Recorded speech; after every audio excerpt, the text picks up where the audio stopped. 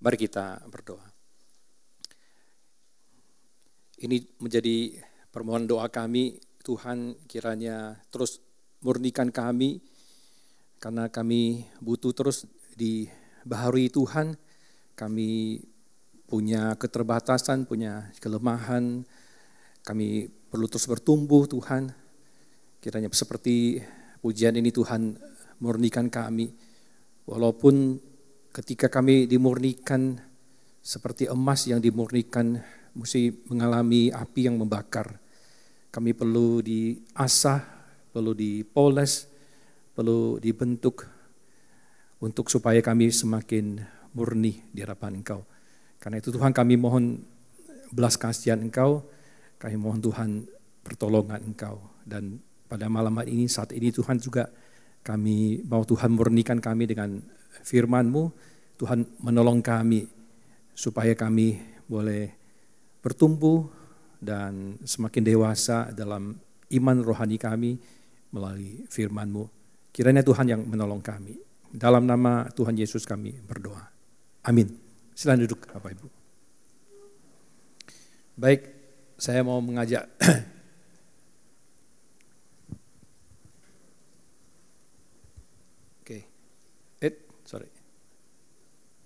Ya, kita akan membaca firman Tuhan hari ini dari 2 Samuel pasal 19 ya.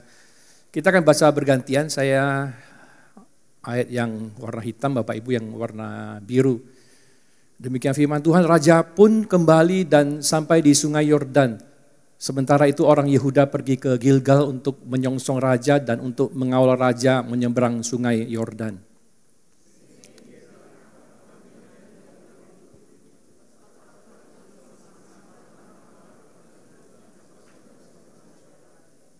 Juga ada 1.000 orang dari daerah Benjamin bersama dia, adapun Jiba, hamba keluarga Saul, dan ke-15 anaknya laki-laki serta ke-20 budaknya bersama dia tergesa-gesa ke sungai Yordan lebih dulu dari raja.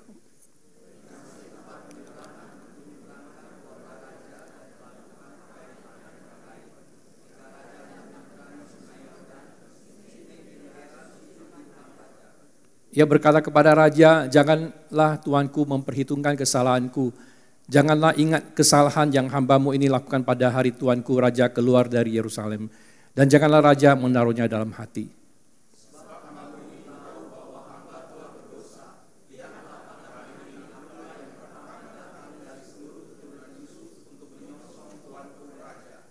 Lalu Abisai bin Zeruya menanggapi katanya, tidakkah untuk ini Simei patut dihukum mati? Karena ia telah mengutuki orang yang diurapi Tuhan.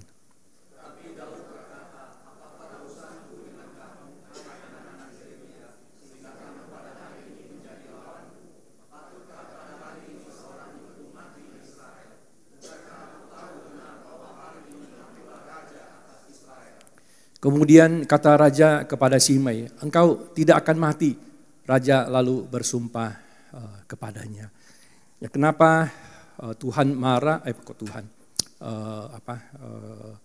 Simei ini takut dibunuh ya, karena ketika Daud ketika dia melarikan diri dari Absalom, dan waktu itu ketika dia keluar dari Yerusalem, Simei ini mengutuki dia, mempermalukan dia, melempari dengan dia batu. Dan pada waktu itu pun panglimanya Daud, si Abisai sudah minta izin mau membunuh si Simei ini, tapi tidak diizinkan oleh Daud. Dan ketika Absalom sudah mati dan Daud sudah kembali ke Yerusalem, ketika itu Abisai minta izin lagi ya, kita bunuh saja si Simei ini. Karena hukuman untuk dikatakan untuk orang yang menghina orang yang diurapi Tuhan itu adalah hukuman mati. Tapi kali ini juga tidak jadi gitu ya, tidak jadi dihukum mati. Dan memang ada tafsiran, ada komentari, ada orang yang melihat bagian ini bagaimana seorang Daud itu orang yang rendah diri dan mau memberikan pengampunan. Mungkin kita bisa belajar hal ini ya. Tapi hari ini saya mau melihat sedikit perspektif yang agak lain sedikit dari apa yang terjadi di dalam kisah ya. Kisah Daud dan Simei ini. Apakah benar-benar Daud itu tidak dendam dan memberikan pengampunan kepada si Simei ini? Kita lihat di ayat selanjutnya, ya melompat ke ayat selanjutnya. Ketika ajalnya mendekat, Daud berpesan kepada Salomo anaknya. Bapak Ibu, kalau orang sudah dekat ajalnya, maka hal-hal yang paling penting kan yang akan disampaikan kan. Ada sesuatu yang mengganjal yang saya mesti sampaikan sebelum saya mati tinggalkan dunia ini. Dan salah satunya yang dikatakan Daud apa? Selain itu masih ada padamu Simei bin Gera, orang Benjamin dari Bahurim. Dialah yang mencecar aku dengan kutukan yang menyakitkan pada waktu aku pergi ke Mahanaim. Namun kemudian ia datang menyongsong aku di sungai Yordan dan aku telah bersumpah kepadanya demi Tuhan. Aku tidak akan membunuhnya dengan pedang sekarang. Janganlah bebaskan dia dari hukuman. Engkau harus membuat orang ubanan itu, ya si Simei itu, turun ke dalam dunia orang mati dengan berlumuran darah. Ketika menjelang akhir hidupnya, dia katakan jangan lepaskan, Anda harus bunuh si Simei ini. Karena apa yang sudah dia lakukan. Dan di ayat 46, Raja memberi perintah kepada Benaya bin Yoadam, Benaya pun pergi lalu Simei mati dibunuhnya. Sebenarnya sebelum Salomo membunuh Simei, ada jangka waktu 3 tahun ya. Salomo tidak langsung membunuh si Simei ini. Dia suruh pergi bangun rumah di Yerusalem, tapi gak boleh keluar dari sana.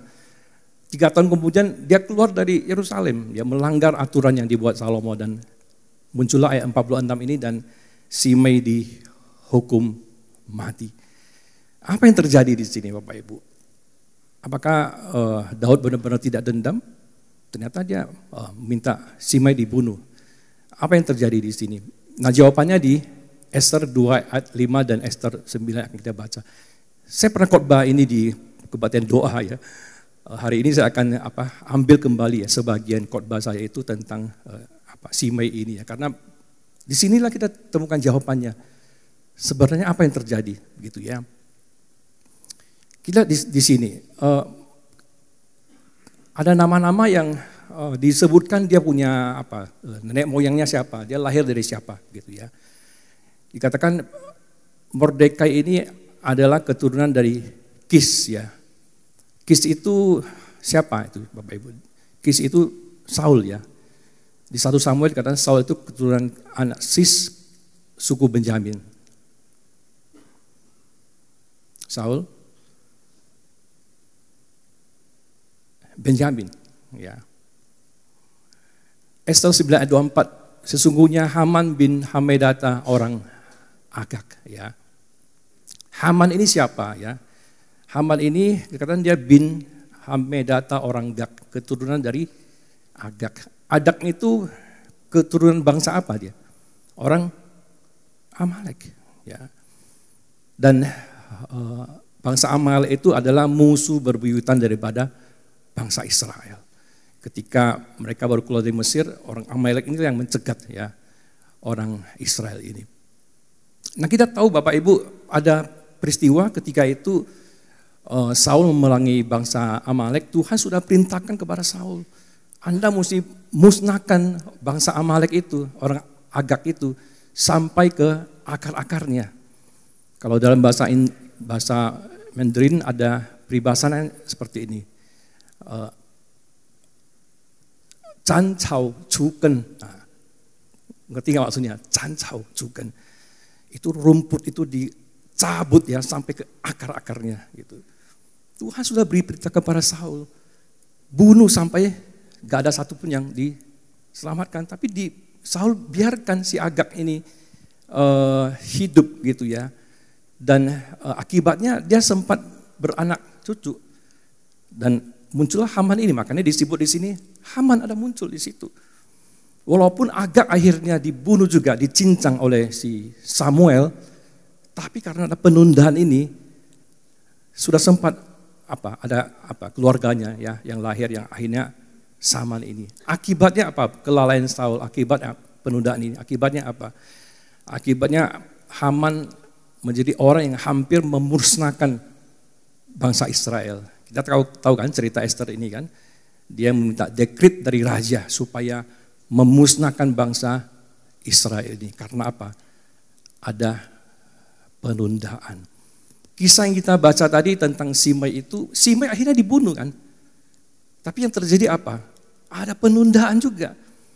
Ada penundaan sehingga Simei tidak dibunuh. Pertama kali waktu dia menghina raja, dia sudah mau dibunuh sama Abisai. Tapi entah kenapa Daud akhirnya tunda gitu ya. Dan ketika dia kembali ke Yerusalem lagi, ada kesempatan untuk membunuh si ini. Tapi akhirnya gak jadi, ditunda lagi. Dan Salomo sudah dikasih pesan bunuh orang ini. Tapi dia tunda 3 tahun lagi. Baru setelah itu dia dibunuh ya. Nah, ada kaitan saya katakan tentang penundaan ini ya. Bin Simei ya. Jadi tadi bukan hanya Mordekai bin Saul, tapi ada muncul Simei di sini. Saya percaya nama-nama orang ini tidak kebetulan dimunculkan. Ada maksudnya. Karena dari sini kita akhirnya temukan jawabannya ya. Apa yang terjadi dalam peristiwa yang kita baca tadi di awal. Bin Simei, seandainya waktu pertama kali Simei menghina si Daud dan Daud langsung membunuh si Simei ini, maka kemungkinan keturunan yang bernama Mordekai ini juga tidak muncul. Dan akhirnya bangsa Israel dimusnahkan. Tetapi lagi-lagi kita lihat ada penundaan. Ketika ada kesempatan untuk membunuh si Simei, Daud hatinya peka terhadap suara Tuhan. Sehingga dia ada kesempatan dan itu gak salah gitu ya. Orang yang mengutuki umat raja, umat orang yang diurapi Tuhan harus dihukum mati. Tapi entah kenapa ditunda. Kita nggak tahu kenapa di situ. Tapi ketika kita pas di sini, kita melihat karena Tuhan punya maksud. Sehingga melalui Mordekai inilah bangsa Israel bisa diselamatkan ya. Kita lihat Saul diminta untuk memusnahkan Agag.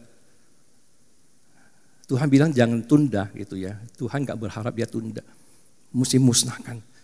Tapi si Saul gak mendengar. Dia tidak taat. Akhirnya apa? Bangsa Israel terancam punah karena penundaan yang dilakukan oleh Saul. Daud ketika ada kesempatan untuk membunuh Simei, ada surat Tuhan katakan tunda gitu ya. Dia taat, dan akhirnya bangsa Israel selamat ya. Nah, hari ini saya mau ngajak kita belajar apa dari peristiwa ini. Belajar punya hati yang peka. Kenapa Daud bisa sampai mentaati apa yang Tuhan perintahkan kepada dia? Karena dia punya hati yang peka. Dia peka terhadap suara Tuhan. Dan ketika dia mendengar suara Tuhan itu, dia mentaati perintah Tuhan. Dan di sini kita belajar bagaimana betapa pentingnya kita peka terhadap suara Tuhan. Jika kita salah bertindak, tidak mendengar suara Tuhan, maka dampaknya itu bisa dampak yang merugikan, ya, merugikan kita, juga merugikan orang banyak. Dan ketika kita mendengar suara Tuhan, maka kita harus taat. Kalau Tuhan bilang jangan dilakukan. Kalau enggak nanti menyesal kita. Kalau Tuhan bilang lakukan, lakukanlah. Bapak Ibu, berapa minggu yang lalu ya, saya nggak ingat, mungkin bulan lalu ya, saya nggak ingat. Biasanya kan setiap hari Kamis kita kunjungan ke lansia hari Kamis pagi itu. Dan di hari yang sama dari KW juga itu ada kunjungan. Jadi hari Kamis itu hari yang kita butuh kendaraan untuk besuk. Karena kita pakai 2 mobil ya, 2 kendaraan. Tapi pada hari itu tiba-tiba ada keperluan ke tempat lainnya. Salah satu mobil mesti dibawa ke tempat lain gitu. Sehingga waktu itu kami agak kesulitan ya untuk bisa kunjungan ke lansia itu. Karena besok orang pergi ke rumah orang itu karena nggak mudah di komplek-komplek rumah ya. Besok orang di situ kita bisa parkir tempat lain gitu ya. Belum tentu orang mau kasih tempatnya di tempat parkir, ditaruh mobil kita gitu.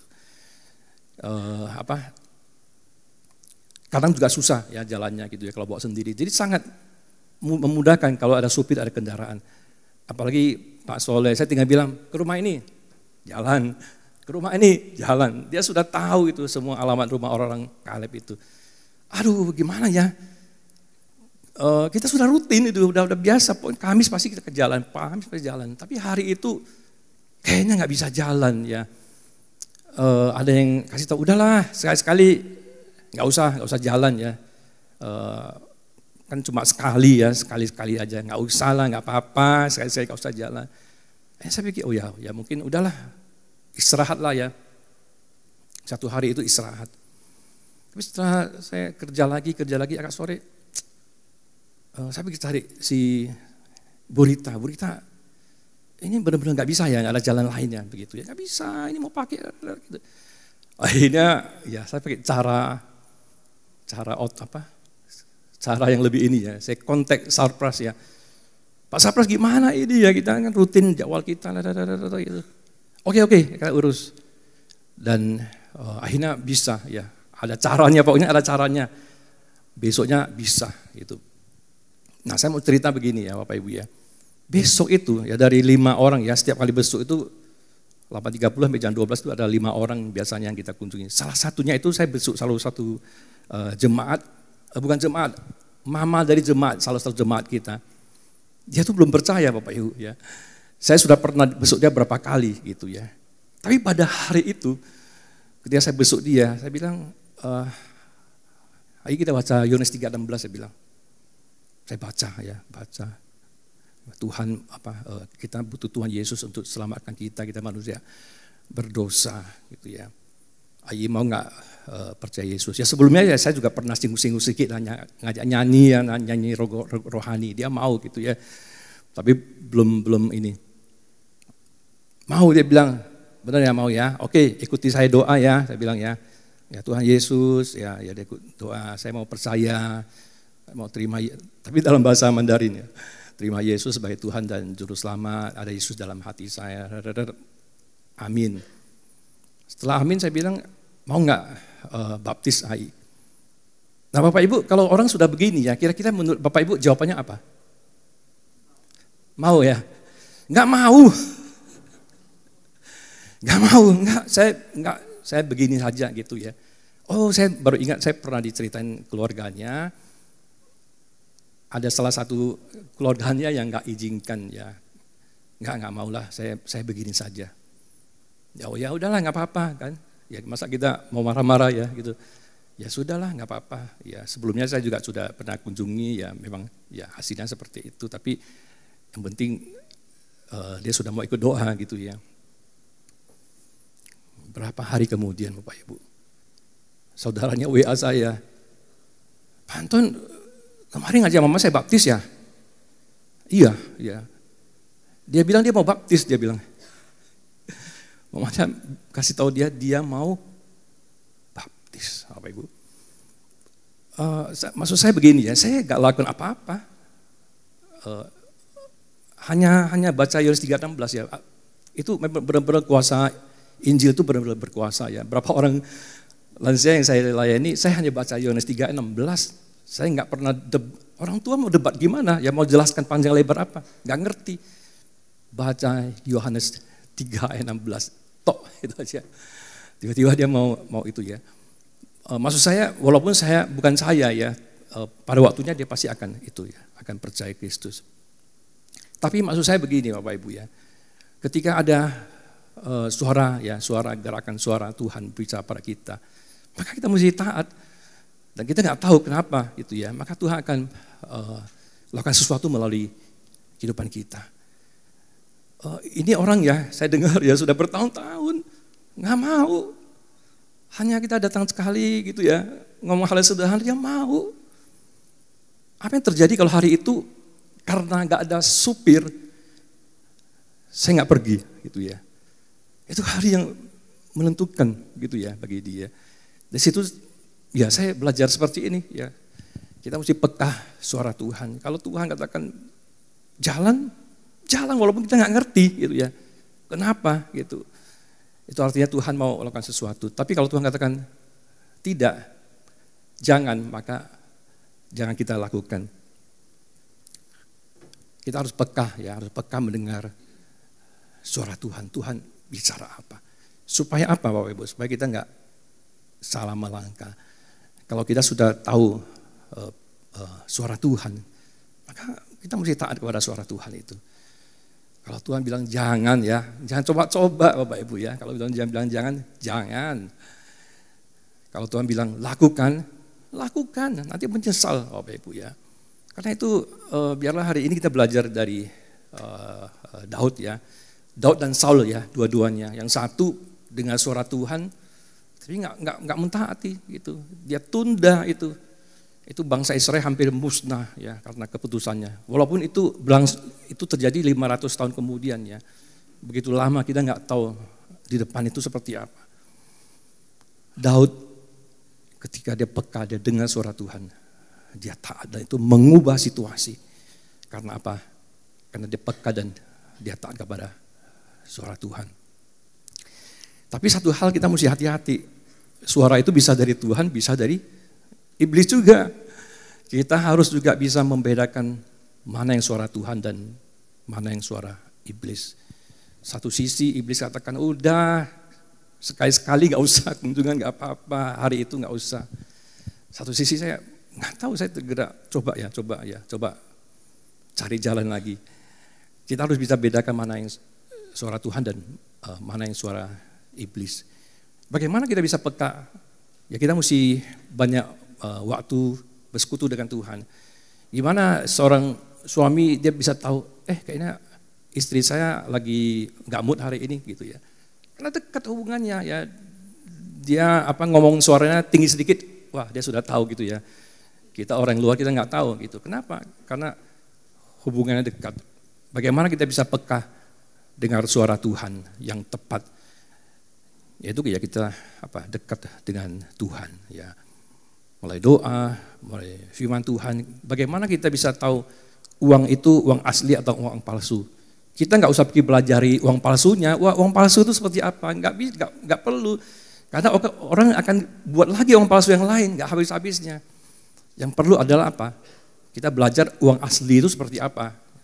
Maka kita nggak akan tertipu. Kalau kita tahu banyak ada waktu doa, baca firman Tuhan, kita tahu apa yang benar. Maka kita bisa memilah-milah ya. Kita ada standar itu. Kita bisa tahu mana yang suara Tuhan dan mana yang bukan suara Tuhan.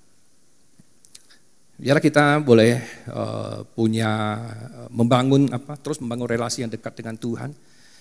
Karena dengan demikianlah kita akan bisa tahu mana yang benar, mana yang suara Tuhan, mana yang tidak. Dan kita bisa punya hati yang peka sehingga kita tidak akan salah ambil keputusan. Apalagi kalau itu keputusan yang penting ya. Kalau kita salah ambil keputusan, apa yang harus kita lakukan kita nggak lakukan, apa yang tidak boleh kita lakukan, maka suatu hari kita akan mengalami dampaknya ya yang tidak baik dalam kehidupan kita. Mari kita masuk dalam doa. Bapa di surga, Tuhan, biarlah kami boleh terus belajar, punya hati yang peka akan suara Tuhan, belajar untuk taat, melakukan apa yang Tuhan kehendaki dalam kehidupan kami. Biarlah dalam segala keterbatasan diri kami terus melatih diri. Semakin hari semakin hidup lebih dekat kepada Tuhan. Sehingga hidup kami terus di dalam kuasa Tuhan, menuntun kami hari demi hari, melakukan apa yang Tuhan hendak kami lakukan, dan tidak melakukan apa yang Tuhan tidak ingin kami lakukan. Kiranya Tuhan yang menyertai dan menolong kami. Hanya dalam nama Tuhan Yesus kami berdoa. Amin.